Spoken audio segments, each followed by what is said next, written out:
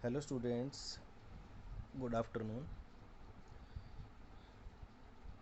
आज हम शुरू करने जा रहे हैं क्लास 11th की फ़िज़िक्स। से पहले हमारे पास एक जीरो यूनिट है, यानी कि फर्स्ट यूनिट से पहले भी आप एक यूनिट पढ़ते हैं जिसे हम जीरो यूनिट कहते हैं, जो कि हमारे लिए इम्पोर्टेंट है। और यूनिट का नाम है मैथमेटिकल टूल, यानी कि कुछ मैथमेटिक्स के ऐसे फॉर्मूले हैं जिनके बिना हम फिज़िक्स के अंदर सोल्व नहीं कर पाएंगे कुछ भी। यानी कि मैं ये सिंपल से ये कहूँ कि इन चेस किंग को प्रोटेक्ट कौन करता है? क्वीन। सो हम कह सकते हैं कि फिजिक्स किंग है तो मैथ्स क्वीन, यानी कि बिना मैथ की हेल्प के हम फिजिक्स में कुछ भी सॉल्व नहीं कर पाते। तो हमारा जो सबसे पहला टॉपिक है दैट इज़ अलजेब्रा। तो अलजेब्रा के अंदर आपने वैसे तो बहुत पढ़ा होगा, तो अलजेब्रा में जो हमारा सबसे पहला टॉपिक रहेगा दैट इज़ इक्वेशंस।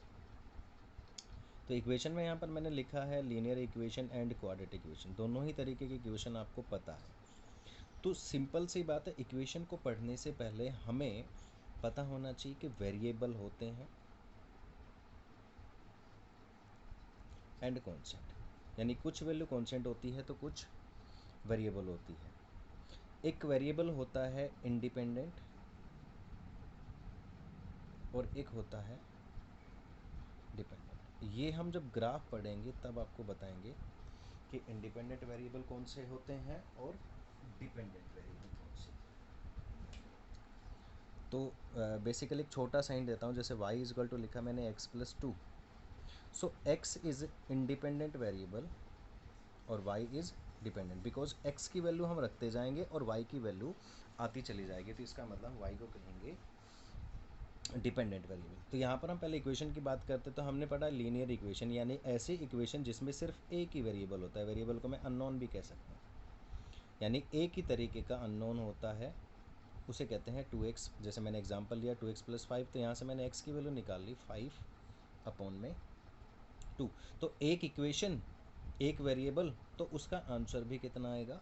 एक ही आएगा। अब यहाँ पर बात करते हैं क्वाड्रेटिक इक्वेशन। क्वाड्रेटिक इक्वेशन ऐसी इक्वेशन है जिसके अंदर एक तो वेरिएबल होगा लेकिन सॉल्यूशन दो होते हैं, या दो से ज़्यादा हो सकते हैं, बाई क्वाड्रेटिक भी हो सकती है। तो जैसे मैंने एग्जांपल लिया ax² + bx प्लस में c इज इक्वल टू, यहाँ पर a b and c are constant and x is a unknown value, variable value. तो मैक्सिमम अगर मैं कहूँ कि x की वैल्यू कितनी आ सकती है, तो यहाँ पर हमने ये रूल पढ़ा है कि x की जितनी ज़्यादा हाईएस्ट पावर होती है उतने ही उसके रूट्स होते हैं। तो यहाँ पर हम कितने मैक्सिमम वेरिएबल निकाल सकते हैं, अननोन निकाल सकते हैं। तो अननोन तो एक ही है, वेरिएबल एक है, लेकिन वैल्यू 2 है। अब ये सोचने की बात है, मैं इसके लिए एक एग्जांपल दूंगा कि ऐसा कैसे हो सकता है कि वेरिएबल एक है और उसके आंसर 2 आ जाए, ऐसा कैसे होता है, या इसके लिए क्या एग्जांपल हो सकता है। तो इसके लिए एक छोटा सा सिंपल सा मैं एग्जांपल ले रहा हूँ। मान लीजिए ये ग्राउंड है और यहाँ पर एक बिल्डिंग है और इस बिल्डिंग के ऊपर एक आदमी खड़ा हुआ है। यहाँ से एक आदमी ने एक बॉल फेंकी ऊपर और ये बॉल घूम के ऐसे आ गई, यानी जब उसने जो बॉल फेंकी वो टाइम था 0।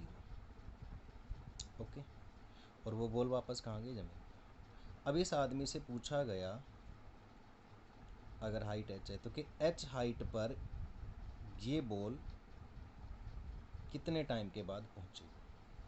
अब उसने पूछा है टाइम, तो टाइम में हमारे पास अननोन तो सिर्फ एक ही है, अननोन वैल्यू टाइम ही है, लेकिन टाइम की दो आंसर आएंगे। कैसे?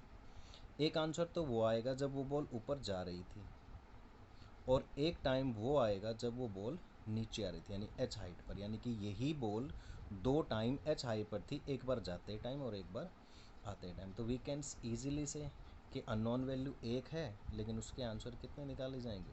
2 निकाले जाएंगे। आई थिंक समझ आ गया होगा आपको। तो इसी तरीके से हमारे पास इक्वेशंस है, इसमें और भी आगे होती है। अगर x की पावर यहाँ 3 होता तो हमारे पास 3 आंसर निकलता। जनरल सी बात कहना चाहेंगे कि अगर हमारे पास 2 वेरिएबल है तो हमें एटलीस्ट 2 इक्वेशंस चाहिए। 3 वेरिएबल हैं, 3 इक्वेशन चाहिए, 4 वेरिएबल हैं, 4। इस तरीके से हम आंसर निकालते हैं। तो यहाँ पर एक क्वाड्रेटिक इक्वेशन के बारे में आपने पढ़ा है इजीली कि हमारे पास ए बी सी यदि कॉन्स्टेंट तो हम एक्स की वैल्यू इस फॉर्मूले के अकॉर्डिंग, तो यहाँ पर हमारे पास देखने में मैंने एक्स की वैल्यू 1 लिखी, लेकिन 1 नहीं है, यहाँ पर हमारे पास 2 बनेंगे। एक बनेगा -b प्लस अपॉन 2a और एक बनेगा -b minus B square minus 4ac upon. तो जनरली स्टूडेंट्स ये आपके लिए सिर्फ एक बेसिक कंसेप्ट है मैथमेटिक्स का, तो मैंने आपको आज जो बताया है that is linear equation and the quadratic equation. Next video में हम पढ़ेंगे बाइनोमियल थ्योरम, जो कि आपके लिए बहुत ज़्यादा इंपॉर्टेंट है। तो ये बेसिक सी चीज़ें बताई गई हैं जो थोड़े से इंपॉर्टेंट है, तो आपको पता होना चाहिए। तो ये समझ में आ गया कि अननोन वैल्यू 1 है तो एक ही सॉल्यूशन आएगा, अननोन वैल्यू 1 है तो 2 सॉल्यूशन भी आ सकते हैं, अननोन वैल्यू 1 है तो सॉल्यूशन 3 भी आ सकते हैं। अननोन वैल्यू मतलब है वेरिएबल, तो जितने वेरिएबल हैं उतने ही इक्वेशन है, तो जितनी इक्वेशन होंगी उतने ही सॉल्यूशन होते हैं। एक इक्वेशन है एक सॉल्यूशन, 2 इक्वेशन है 2 आंसर, 3 इक्वेशन है 3 आंसर। तो 2 इक्वेशन में यदि 2 वेरिएबल हो गए तो 2 आंसर, इस तरीके से करके हम फाइंड आउट करेंगे। तो आई होप स्टूडेंट आपको समझ में आया होगा। नेक्स्ट टॉपिक हम नेक्स्ट